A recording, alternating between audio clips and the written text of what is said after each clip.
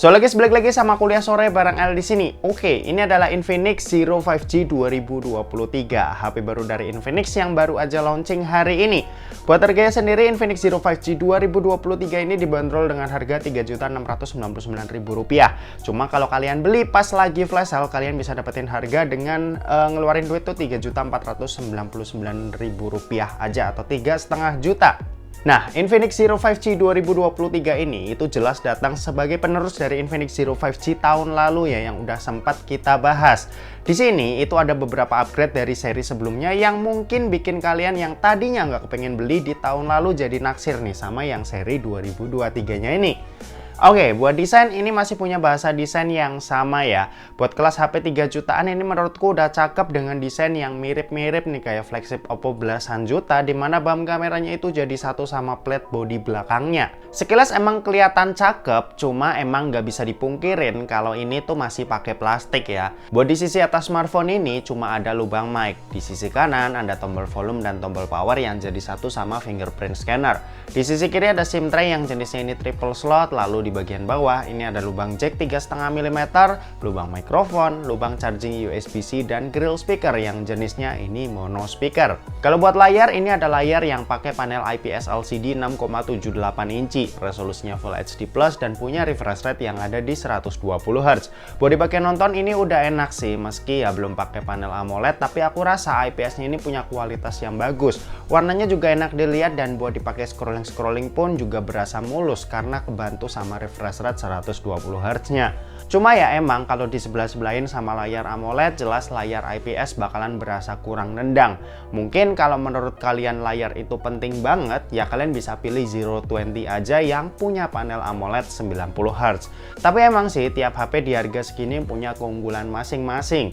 IPS pun ini juga oke selama gambar yang ditampilin tetap enak buat dilihat. Toh harganya juga jadi lebih murah ketimbang maksain pakai panel AMOLED tapi harganya membludak. Kalau buat performa Infinix Zero 5G ini dibekali dengan chipset MediaTek Dimensity 920 5G. RAM-nya ini 8GB dengan internal yang ada di 256GB. Buat performanya ini ada peningkatan ya jika dibanding Infinix Zero 5G tahun lalu. Buat chipset dari Dimensity 900 ke 920 ini peningkatannya emang nggak signifikan, yaitu clock speed CPU-nya yang 7% lebih baik dan punya kecepatan baca RAM yang juga lebih kencang. Buat dipakai harian sih perbedaannya nggak bakal berasa beda banget ya. Keduanya sama-sama udah enak buat sekedar dipakai kebutuhan sehari-hari. Terus selain perbedaan chipset, internalnya juga ada upgrade nih dari tahun lalu. Sekarang ini udah 256GB, dimana yang tahun lalu itu cuma 128GB.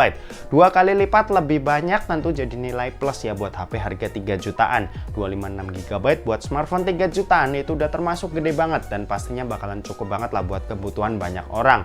Buat dipakai main Mobile Legends, ini bisa dapetin settingan mentok ultra dan refresh rate yang bisa kita set ke ultra. Dan selama ngetes, FPS ini ada di kisaran 100 sampai 120 FPS. Nggak stabil di 120 FPS, tapi ya masih tergolong bagus banget lah buat ukuran smartphone 3 jutaan. Terus PUBG Mobile ini settingan yang didapat ada di Smooth Extreme sampai HDR Ultra. Pas nyobain pakai Smooth Extreme, 60 FPS ini bisa kita dapat dan sangat-sangat gampang di Infinix Zero 5G 2023 ini. Buat gyroskop ini juga lancar dan juga udah enak buat dipakai. Terus pas nyoba Genshin Impact di settingan lowestnya ternyata FPS bisa dapat di kisaran 45 sampai 55 FPS.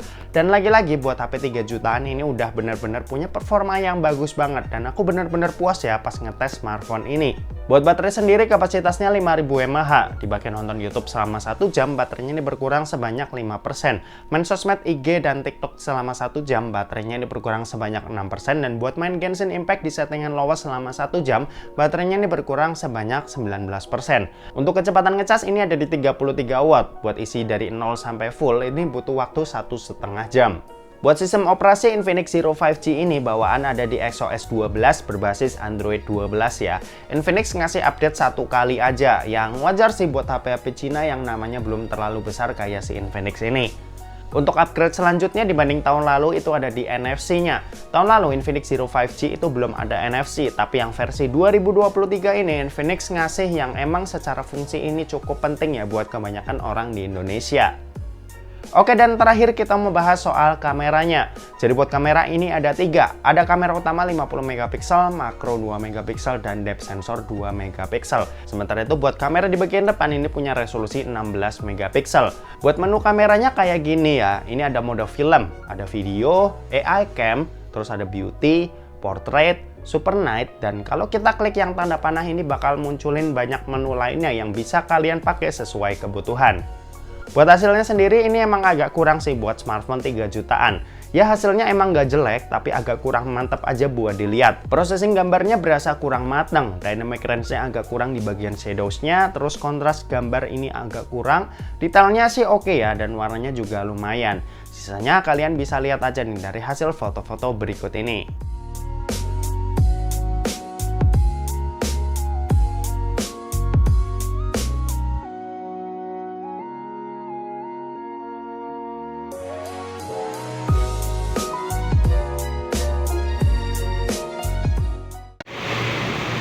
Ini contoh perekaman Infinix Zero 5G 2023 pakai resolusi Full HD 30. Ini rekam biasa aja ya. Nanti ada mode HDR juga, kita bakal coba kayak gimana. Ini sementara perekaman yang biasa hasilnya kayak gini. Oke. Nah, ini HDR video. Bedanya mungkin warna lebih ngebus, kontras juga lebih kuat lagi. Tuh, bisa kalian lihat perbedaannya sama yang tadi kayak gimana. Kalau yang ini yang ultra steady masih Full HD 30, hasilnya lebih stabil, cuma lebih nge-crop ya.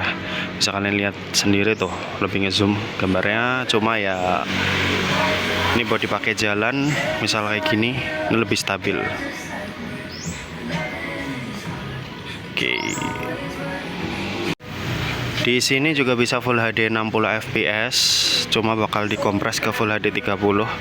Ini cuma ngelihat kestabilan gambarnya aja kayak gimana. Buat fps-nya sih frame rate-nya lebih mulus ya. Cuma ini autofocusnya kayaknya nggak lebih baik dari Full HD 30. Tuh.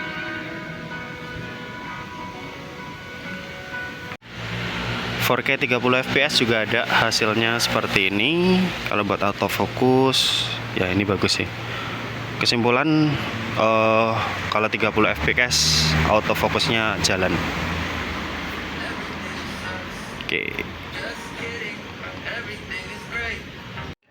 Oke, ini perekaman video kamera depan 1080 30 fps. Hasilnya seperti ini. Dan kalau kamera depan mentoknya di ini ya 1080 30 aja. Oke. Di kamera depan ada ultra steady-nya juga, hasilnya ya pasti lebih nge-crop seperti ini. Cuma kalau dipakai jalan lebih stabil, tapi ini karena studio nggak lebar jadi ya cuma bisa jalan segini aja. Oke.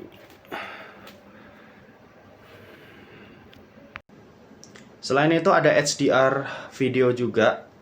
Dan hasilnya aku sih nggak bisa ngelihat perbedaannya ya. Kalau lihat di preview layar ini aja, ya hasilnya ya sama aja kayak tadi. Lumayan oke lah. Ini Full HD 30 juga. Oke, kesimpulannya Infinix Zero 5G 2023 ini emang juara banget nih buat kalian yang emang nyari performa kencang smartphone 3 jutaan. Cuma agak kurang ya di bagian speaker yang belum stereo sama kameranya yang kelasnya tuh kayak smartphone 2 jutaan. Kalau masalah layar sih meski IPS aku masih oke lah ya, karena yang ditampilin emang masih cakep, apalagi refresh rate-nya juga udah 120 Hz yang enak buat dipakai. Dan oke, mungkin segitu aja buat video kali ini. Terima kasih buat yang udah nonton video ini. Jangan lupa buat like, komen, dan share juga ke teman-teman kalian, supaya teman-teman kalian mendapatkan informasi yang bermanfaat dari kuliah sore. Oke, terima kasih buat yang udah nonton video ini sampai habis, dan sampai jumpa di kuliah selanjutnya. Bye-bye.